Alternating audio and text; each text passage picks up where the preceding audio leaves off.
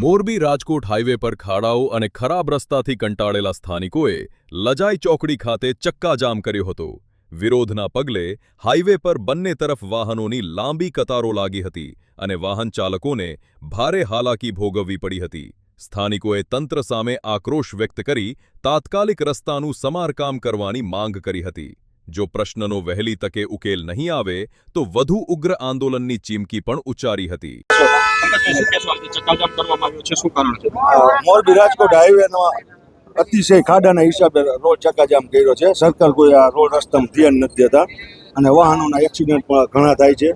વરસાદના લીધે વાહન પણ એટલા ખરાબ થાય છે ખાડાના લીધે અને એક્સિડન્ટ એટલા થાય અને સરકાર કોઈ ધ્યાનમાં દેતું નથી અંદાજ કરે રોડ રસ્તા। ચક્કાજામ બાદ પણ કાર્યવાહી કામગીરી નહીં કરવામાં આવે તો આગળની રણનીતિ શું રહેશે? તો આગળની રણનીતિ આ રોડ બંધ કરશું કાયમી માટે બંધ કરી દેશું।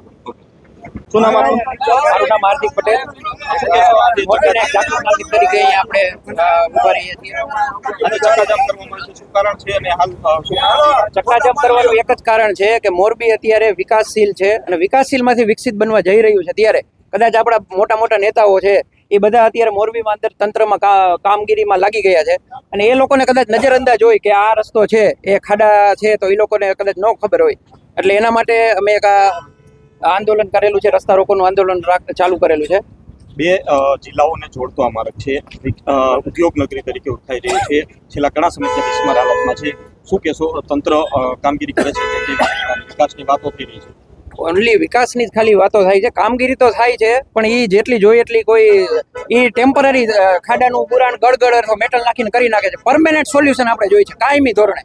ચોમાસું તો આજે છે ને કાલે નથી, ચોમાસું વહી જશે પછી તો આ રોડ પછી તો વ્યવસ્થિત થઈ જશે તો એને એક લેખિતમાં આપે કે કાયમી ધોરણે રસ્તો ક્લિયર પરમેનન્ટલી ડામર રોડ અથવા સિમેન્ટ રોડ કોઈ બી કરે એ કાયમી ધોરણે કરી બતાવે, કરી આપે। જો નહીં કરવામાં આવે તો આગળની રણનીતિ શું રહેશે? આગળની રણનીતિમાં એવું છે કે આ રીતના રોડ ચક્કાજામ 2 દિવસ 5 દિવસ અઠવાડિયામાં આ રીતના અમે ચાલુ જ રાખીશું।